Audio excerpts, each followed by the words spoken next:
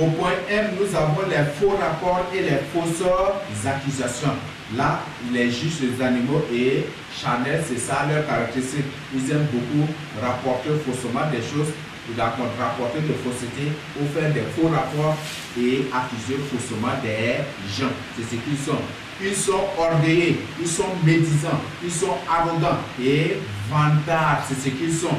Donc les juges des animaux et charnels, c'est ce qu'ils sont. Ils sont hautement, vachement orgueilleux. Ils sont vachement aussi hautains. C'est ce qu'ils sont.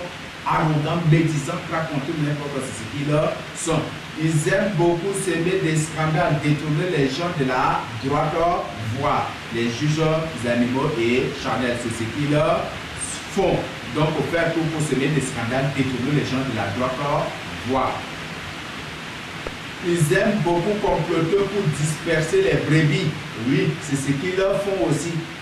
Donc, c'est juste les juges charnels, les juges animaux, ce sont des gens qui aiment beaucoup comploter contre les vrais serviteurs de Dieu, qui aiment beaucoup comploter contre les autres. Ils méritent d'être emprisonnés, ils méritent d'être condamnés à la justice, que les autorités, même c'est eux-mêmes qui parlent comme ça, ils se disent des enfants de Dieu. Mais quand ils parlent, quand ils se lèvent contre les autres, et ils vont dire même à publier, ils vont même devant les journalistes ou partout, ils vont dire que les autorités les arrêtent, que les autorités les emprisonnent, que les autorités les condamnent, même qu'ils les éliminent. Et ce sont des cas où ils vont tout raconter, c'est ce qu'ils sont. Et le but c'est pour détourner ou pour disperser les brebis.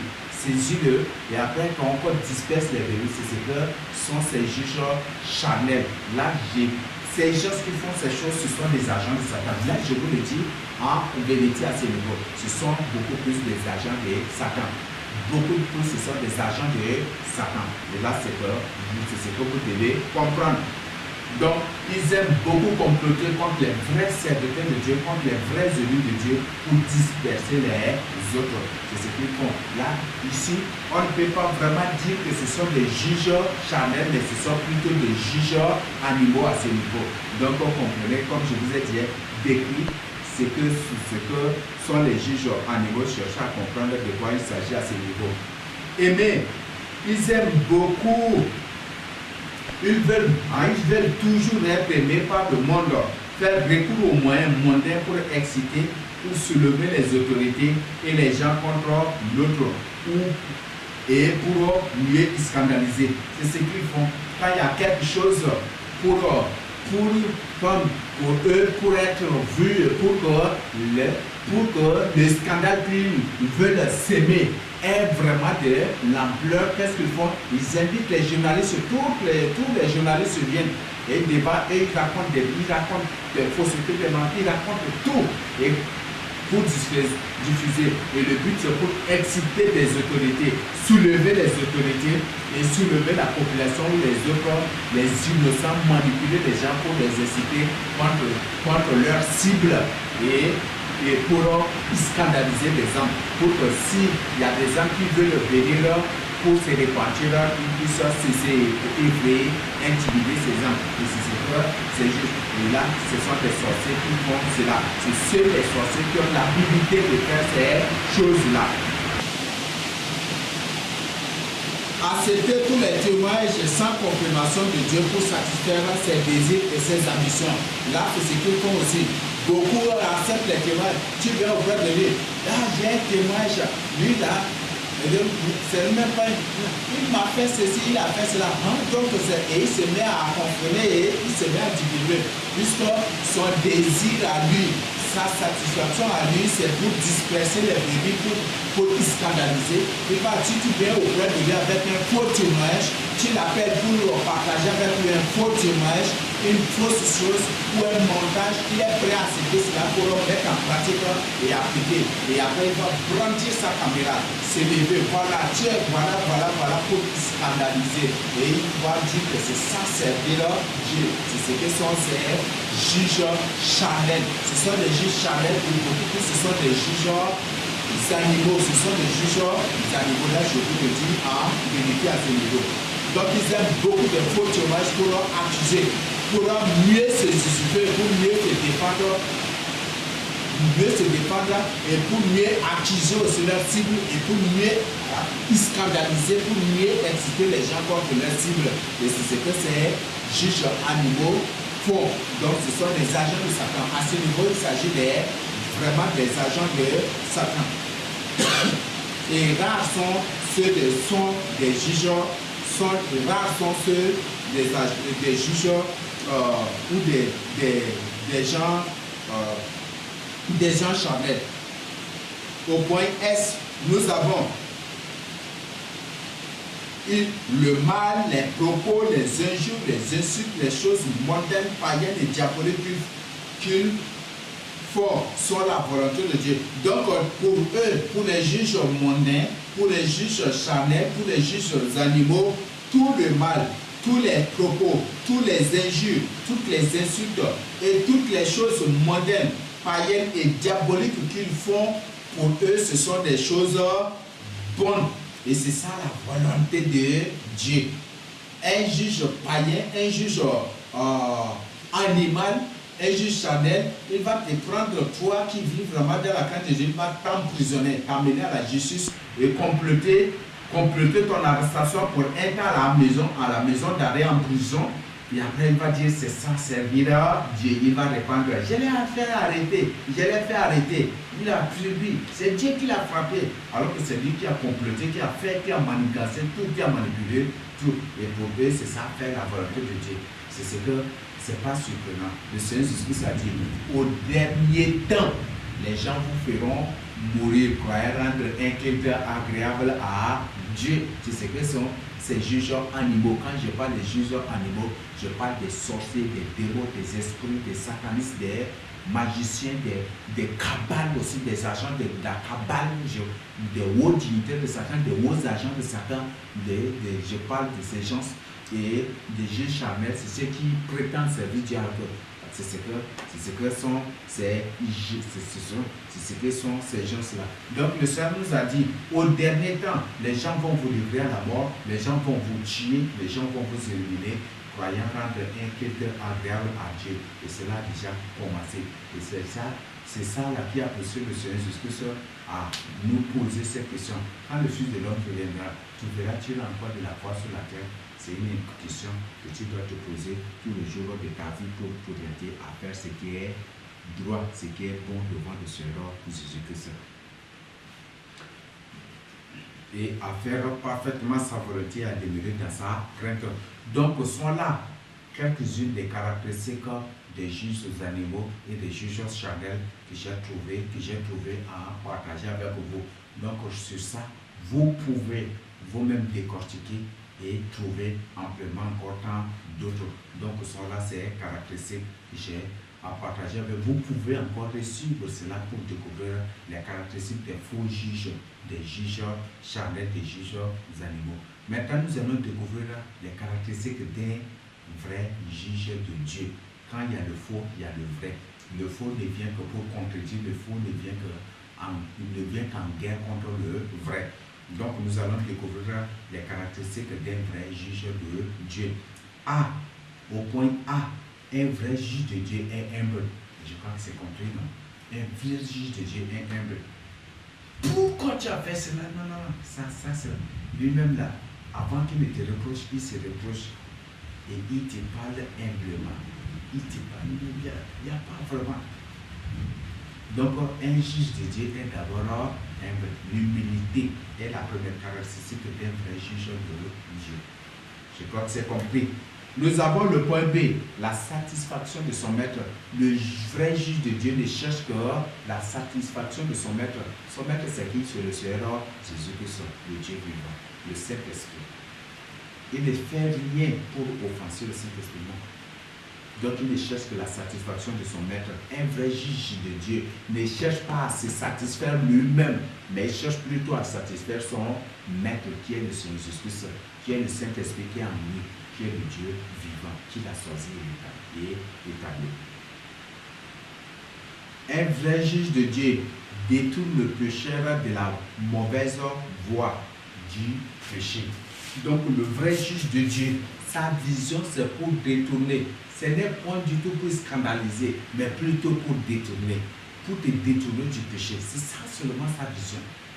Lui n'a rien, il n'a pas autre. Sa vision, c'est juste pour que tu quittes le péché, que tu quittes la mauvaise voie sur laquelle tu te trouves, cette mauvaise voie sur laquelle tu marches. C'est ça seulement la vision d'un juge, des vrais juges de Dieu. Il n'a pas autre intention. Tu vas trouver peut-être ses conseils, ses reproches, ses paroles blessantes ou peut-être non. Non. Sa vision, la vraie vision, la vision des vrais juges de Dieu, c'est pour te détourner de la mauvaise voie du péché. Nous avons le point D. Le vrai juge de Dieu juge selon Dieu, mais pas selon les gens les ont dit, ni selon les apparences, ni selon ses propres convictions, ni selon ses ambitions. Oui. Donc, un vrai juge de Dieu, lui là, ce n'est pas, il ne se base pas sur ce que les gens ont dit, qu'il a entendu ou qu'il a écouté. Il ne se base point du tout sur ça. Point du tout. Non. Lui, il est neutre. Et nous allons découvrir encore par la suite aussi. Le point suivant nous explique. Et il ne juge point du tout par apparence ni à l'apparence. Il ne juge point du tout par apparence. Parce que tu es ceci, donc il va parce que tu es ceci ou tu es cela, et qu'il doit juger en ta faveur. Non, il n'y a point du tout cela avec lui. C'est parce que tu es son ennemi, parce qu'il doit juger contre toi. Non. Il n'y a pas ça. Il est neutre, son cœur est neutre, et il ne juge point du tout à l'apparence ni par apparence. Il ne juge point du tout selon ses propres convictions. Il ne juge point du tout selon ses ambitions à lui. Il juge plutôt selon Dieu, selon des choses que le Seigneur lui a révélées, des choses qu'il a vues spirituellement, des choses qu'il a vues physiquement, des choses qu'il a entendues spirituellement et des choses qu'il a entendues physiquement. Il se base sur ce que lui il entend. Il juge selon Dieu. Il juge selon la constitution de Dieu, selon la parole de Dieu. Donc, c'est ça la qualité des vrais juges de Dieu. Au point E, nous avons la neutralité. Un vrai juge de Dieu est toujours neutre. Même si tu es sa femme, et que l'autre est celui-là qui l'a dessus, lui il est toujours neutre, il juge selon la vérité. Il est neutre, son cœur là, dans son cœur il ne porte personne. Même si tu as tué son papa, et que l'autre est celui-là qui l'a défendu lorsque tu voulais l'agresser. Il est neutre, il n'a pas de problème avec toi. Même si tu l'as diffamé, il n'a pas de problème avec toi. Son cœur est neutre pour appliquer la justice de Dieu comme Dieu nous a recommandé dans Jean 7, le verset 24. Vous jugez à l'apparence, mais vous jugez à l'apparence au lieu de juger selon la justice. Oui, la justice de Dieu. Donc une personne qui veut appliquer la justice de Dieu, la droiture, l'équité, la crainte de Dieu, appliquer la sainteté de Dieu, doit juger toujours en ayant un cœur neutre. Son cœur est toujours neutre. Il est en faveur d'aucune personne, il est contre personne, mais tout ce qu'il cherche, comme on a vu au premier point, c'est détourner le pécheur du mauvais chemin. C'est ça sa vision. Sauver le pécheur. Sauver le pécheur. Sauver le pécheur pour son maître. Sauver le pécheur, c'est ça, c'est vraiment sa vision. Donc il est neutre. Quel soit ce que tu as fait, même si tu lui prépares les viandes, un fil par jour, il juge toujours la vérité. Il juge toujours et c'est la vérité qu'il applique. Même si tu lui fais croire, c'est toujours la vérité. Il ne juge pas selon vos positions, ni vos places, ni votre statut social. Il ne juge, il est toujours neutre pour appliquer la justice de Dieu. Au point F, il ne se réjouit point quand l'autre est tombé dans le péché, mais il pleure plutôt et il intercède pour lui. Donc un vrai juge de Dieu ne se réjouit pas, il ne crie, il ne danse pas, il ne organise point du tout une fête, Il ne célèbre point du tout la chute d'un autre serviteur de Dieu. Mais il pleure et il intercède plutôt pour lui. Aujourd'hui, comme j'avais dit, les chrétiens modernes, quand ils tombent dans le péché, ouais, ils organisent des fêtes aussi. Ils organisent des célébrations, même des dîners ou des déjeuners, où ils organisent quand même un festin particulier pour cela. Et ça, c'est terrible. Et ça, c'est terrible. C'est pour ça que j'ai dit que ce sont des juges animaux. Ce ne sont pas des êtres humains normaux. Ce ne sont pas des humains normaux créés à l'image de Dieu. Si une personne dit, tu es tombé dans le péché, il s'élève, il est très content, il s'élève. Vous avez dit, il est très content, il est fier, il est glorifié, il est vraiment libre. Ce n'est même pas un enfant de Dieu. Donc, un vrai juge de Dieu établi par Dieu pleure et il intercède pour celui qui est tombé, pour celui qui a fait, celui qui a chuté. Mais il se réjouit pas du tout. Donc, ça c'est la caractéristique d'un vrai juge de Dieu. Et il n'envie point du tout la chute d'un serviteur de Dieu aussi. Point du tout. Il n'envie point du tout la chute d'un serviteur de Dieu. Il n'envie point du tout la chute, ni la tombée aussi d'un vrai enfant de Dieu. Mais tout ce qu'il veut, c'est le salut des âmes. Tout ce qu'il veut et tout ce qu'il cherche, ce n'est rien que le salut des âmes.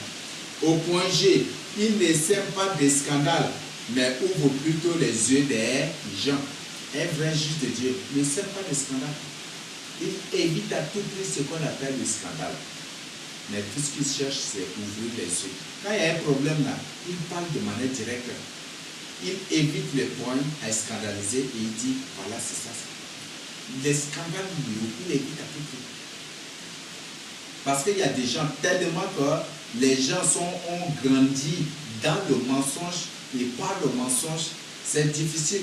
Donc si une personne accepte la vérité aujourd'hui et que toi tu t'élèves pour faire, si tu ne fais pas attention, tu vas détourner tous ces gens-là de la vérité et tu vas les plonger dans le monde entier. Tu vas tous les arracher de la main de Dieu pour les mettre, pour les placer dans les mains de Satan. Dans les mains de Satan, oui. Et là, c'est ce qui se fait. Et ça, c'est terrible. Donc, un vrai juge de Dieu, c'est un sage. Là, je voudrais que vous compreniez d'abord. C'est un sage. Et c'est vraiment, je peux dire, il a une sagesse divine. C'est Dieu qui lui donne carrément sa sagesse divine. C'est un sage. Il fait tout pour éviter ce qu'on appelle le scandale. Il fait tout pour éviter le scandale.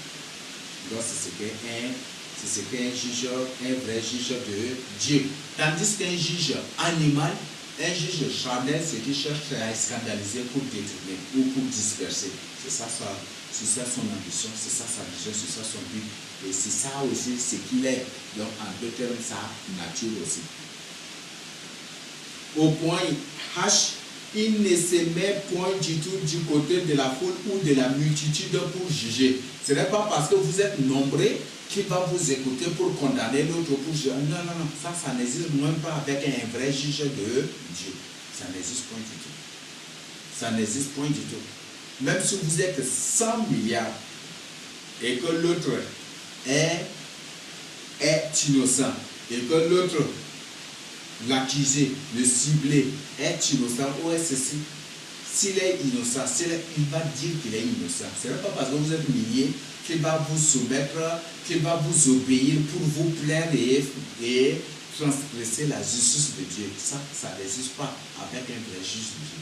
Ça n'existe point du tout avec un juge de Dieu. Et cela n'existe point du tout. C'est dans le dictionnaire de sa vie quotidienne. Ça n'existe point du tout. Jamais du tout. Donc, vous devez voir ces côtés.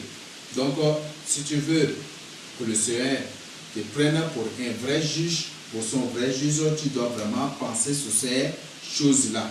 Donc, un vrai juge de Dieu ne se met point du tout du côté de la foule, ni de la multitude, ni des multitudes pour transgresser la justice de Dieu, pour transgresser les lois ou les droits, la sainteté de Dieu. Il ne fait jamais de tout ça.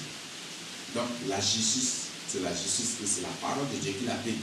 Même si vous êtes 1000 milliards contre un seul, lui, si c'est l'unique là qui a raison, il va vous dire qu'il a raison. Il ne cherchera point du tout à plaire à une personne. Un vrai juge de Dieu ne cherche point du tout à plaire à une personne. Ne cherche point du tout à être agréable à une personne. Là, derrière même le Seigneur Jésus a dit, si quelqu'un veut être agréable aux hommes, il est une abomination devant Dieu. C'est ce que Dieu nous a déjà averti. Au point I, un vrai juge de Dieu vérifie les informations et ou les témoignages et ne présente que ceux sur lesquels le Seigneur lui a donné la confirmation. Donc, un vrai juge de Dieu vérifie les informations, les témoignages, et il ne présente que des révélations, des informations, des témoignages sur lesquels lui-même il a la confirmation. S'il n'a pas la confirmation, s'il n'a pas reçu une confirmation, il ne va jamais du tout. Il va être toujours, il vérifie la parole de Dieu. À la limite de la parole de Dieu, s'il trouve que c'est différent, s'il prie et que le Seigneur tarde encore, lui continuera aussi toujours par attendre la réponse de Dieu. Un juge de Dieu ne travaille pas pour lui-même, il ne travaille pas selon lui-même ni par lui-même, mais il travaille selon Dieu et par Dieu. C'est ce que Dieu lui communique, qu'il applique, qu'il pratique. Donc, prenez l'exemple de Moïse. Il y a beaucoup d'autres juges dans la Bible. Vous pouvez prendre les exemples pour découvrir. Donc, c'est ça la caractéristique d'un vrai juge de Dieu. Donc, il vérifie les informations. Si c'est faux, directement l'Esprit de Dieu en lui. Un vrai juge de Dieu, je l'ai dit, un vrai juge de Dieu. Tu ne peux pas le manipuler. Tu ne peux pas l'influencer. Tu ne peux pas le mentir ou quoi. Non. Tu peux le mentir, tu peux écouter, mais après l'Esprit va lui communiquer la vérité. Tu ne peux pas. Tu ne peux pas l'influencer, tu ne peux pas l'impacter, ni le manipuler. Donc, parce que l'Esprit de Dieu en lui, malgré tout ce que les enfants d'Israël ont fait contre Moïse, est-ce que Moïse a transgressé la justice de Dieu? Est-ce qu'il s'était engagé pour juger faussement? Jamais du tout. Il a jugé selon la volonté de Dieu. Donc, les manipulations, tout ça. Donc, il ne juge pas, il vérifie d'abord les informations, les témoignages, et il les présente des choses sur lesquelles lui-même il a des confirmations. Et s'il trouve que c'est biblique et que c'est vrai, et que lui-même il sait, ou l'Esprit lui-même l'a déjà convaincu, ça seulement. Mais un vrai juge de Dieu, non, il ne se lève pas comme ça pour prendre ton témoignage et puis se mettre là, jamais du tout. Jamais du tout. Il y a même des témoignages de certains que je n'ai jusqu'à aujourd'hui. J'ai gardé, j'attends la confirmation et le jour où le Seigneur confirme d'abord, je partage. C'est ce que j'ai fait. Des révélations que le Seigneur a accordées à certains, sur d'autres, mais jusqu'à aujourd'hui, j'attends que le Seigneur confirme. Et puisque l'Esprit ne s'est pas manifesté, puisque l'Esprit n'a pas communiqué, je dis que si tu me révèles bien, c'est que c'est faux. Donc moi je n'attends, je ne veux faire rien que ta volonté, donc j'attends seulement ta confirmation et moi j'attends de la confirmation. Et par la suite, le Seigneur ne me cache rien du tout. Je lui demande, même si aujourd'hui il ne me répond pas, demain il ne me répond pas, après il va me répondre. Troisième jour ou après, il me répond toujours. Et il les aussi, même si une semaine après il me répond. Au point J, un vrai juge de Dieu n'est point du tout émotionnel et il ne suit point du tout les penchants de son cœur. Il n'est point du tout émotionnel. Il n'est point du tout émotionnel. Non, il n'est point du tout émotionnel. Là, il faut que c'est clair à ce niveau. Donc, c'est une personne, comme il est neutre, il n'est point du tout émotionnel. Il ne suit pas les émotions des gens. Il n'agit pas selon les émotions des gens. Et il n'agit point du tout selon ses propres émotions. Et il ne suit point du tout ni les penchants ni les penchants des autres, ni ses propres penchants. Il n'applique que la justice de Dieu. Il n'applique que la parole de Dieu. Les choses que Dieu lui a révélées. Donc c'est ce que les vrais juges de Dieu font. Et c'est ce qu'ils sont aussi. Donc c'est ce que je voudrais que vous compreniez. Voilà les caractéristiques, quelques-unes des caractéristiques des vrais juges de Dieu que je voudrais partager avec vous.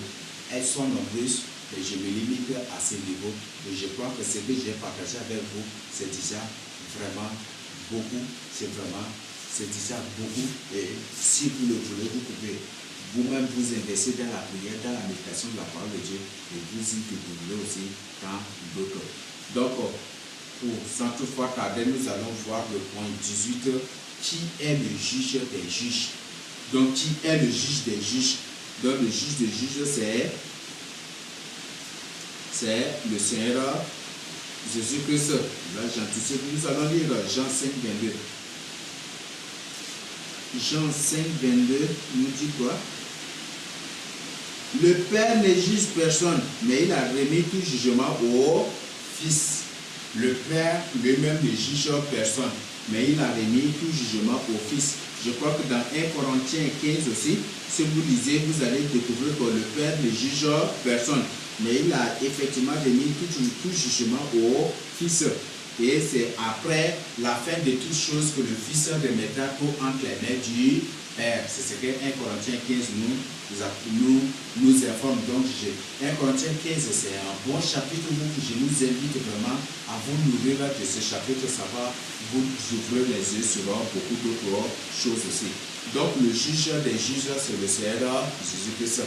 Lui-même, il est juge et il a des juges aussi qu'il a établis. C'est lui même qui a pris le nom de l'Éternel pour établir les prophètes comme juges, pour choisir certains juifs pour les établir comme des juges avant les rois.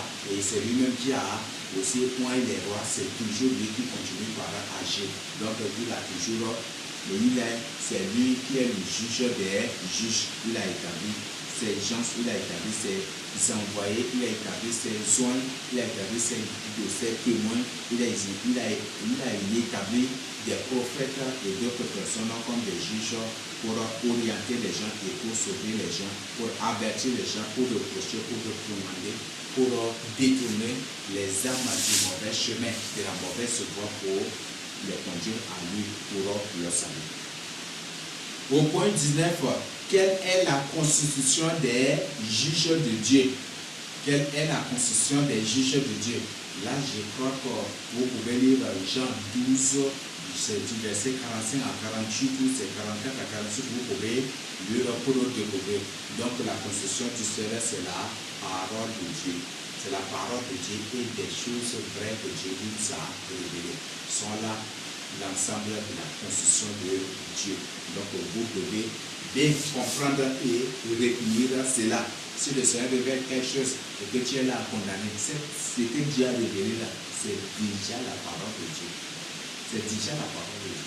Là, c'est un témoignage, un satanisme que Dieu a délivré, qui donne un vrai témoignage. Tout le témoignage qu'il est en train de partager avec vous constitue déjà la parole de Dieu. Si tu condamnes ça là, c'est la parole de Dieu que tu es en train de condamner. Et c'est par ça que tu seras jugé aussi. Si tu ne te répands pas. Au point 20, attention, ne confondez point le jugement que Dieu exerce actuellement sur les pays, sur les nations, sur les villes, sur les villages et sur chaque être humain avec le jugement dernier. Oui. Donc, pour nous aider à comprendre, il y a le jugement de Dieu qui s'abattra bientôt sur l'humanité. Le jugement de Dieu qui s'abattra bientôt sur l'humanité. Il y aura des villes qui disparaîtront à jamais. Il y aura des États qui disparaîtront à jamais. Des villages qui seront détruits et dévastés, peut-être même disparaître à jamais. Il y aura des nations qui seront carrément exterminées. Il y aura des pays aussi, dont des pays qui seront frappés, des nations. Et là, ce sont des jugements temporaires de Dieu. Ça, c'est la colère, la fureur de Dieu. Donc, ce n'est pas à confondre avec le jugement dernier. Dans ces choses-là, les terribles de ces choses ne commenceront qu'après l'enlèvement. Donc, après l'enlèvement, ces choses seront intenses. Et beaucoup vont dire, c'est déjà la fin du monde. Beaucoup vont se mettre à crier, c'est déjà la fin du monde. Ce n'est pas encore la fin du monde. La fin du monde ne viendra qu'après le millénium, après le règne des 1000 ans du Seigneur Jésus sur la terre. Donc, il y a des jugements que le Seigneur exerce aussi sur chaque être humain aussi. Donc ça, ce n'est pas à confondre. Après l'enlèvement, le Seigneur va exercer son jugement sur chaque être, tous ceux qui l'ont raté dans l'enlèvement et qui l'ont renié et qui se posent et qui adorent et qui adoreront l'Antichrist. Le Seigneur va exercer son jugement sur eux, sur les villes, sur les villages, sur les États, sur les nations, sur les pays, les arrondissements, les quartiers, les carrés, sur tout. Les collines, les montagnes, tout. Il va exercer ce jugement sur eux, même les humains, sur toutes ces choses. Il va exercer son jugement contre ces choses-là. Et c'est le plus terrible de jugement. Donc vous pouvez, je crois que Apocalypse, je crois que c'est Apocalypse 5 ou c'est 4 jusqu'à Apocalypse 12, non? Vous pouvez lire ça pour découvrir les différentes colères et fureurs de Dieu qui s'abattent sur l'humanité. Donc ne confondez pas ces choses-là avec le jugement dernier. Le jugement dernier ne viendra qu'après la fin du monde où la terre sera prise et jetée dans le lac de feu. Les cieux seront pris et jetés dans le lac de feu. Tout, le soleil, la lune seront jetés dans le lac de feu du soufre, tous. Et après, et quand le jugement des païens, des démons, des esprits, quand cela finira, c'est en ce moment-là qu'il y aura ce jugement, et c'est pendant ce jugement dernier, d'accord, Satan, les démons, les satanistes, tous ceux qui sont morts et tous ceux qui étaient carbonisés aussi par le feu de la parole de Dieu pendant à la bataille de la fin du monde, tous ces gens-là vont se présenter devant Dieu, c'est à ce moment qu'ils seront condamnés. Et c'est ce jeu-là qu'on parlera, c'est ce jeu qu'on parlera de là, quand on parlera du jugement dernier. Donc ne confondez pas le jugement dernier avec la colère et la fureur qui ne sont rien que les vidéos, qui ne sont rien que les jugements ou les condamnations définitives de Dieu. Après l'enlèvement. Et précisément sur ceux qui adorent l'Antichrist, sur ceux qui l'ont renié. Au point 21, y aura-t-il des gens qui jugeront le monde avec le Seigneur Jésus-Christ après la fin du monde? Je crois que vous pouvez lire Apocalypse 20. La Bible dit que j'ai vu des trônes, j'ai vu un trône blanc et après j'ai vu encore des trônes blancs. Et comme je venais de dire, les deux témoins sont des grands juges du Seigneur. Sont des grands juges du Seigneur. Là, je vous le dis. Et je partage cela avec vous, non pour me glorifier, ni pour m'élever, ni pour me vénérer, mais plutôt pour vous donner comme une information. Le Seigneur m'a juré par lui-même que je jugerai le monde entier avec lui au jugement dernier. Donc pendant le jugement dernier, je serai avec lui pour juger le monde entier. Et certainement le deuxième témoin sera là aussi pour juger le monde entier avec lui. Donc c'est ce que le Seigneur Jésus-Christ a dit. Donc il y aura des gens que le Seigneur va qualifier aussi. Peut-être que le Seigneur va les qualifier pour les établir pour juger le monde entier avec lui. Il y aura ces gens-là. Les deux témoins sont déjà établis par le Seigneur Jésus-Christ pour cela. Donc, c'est là des informations que je vais partager avec vous.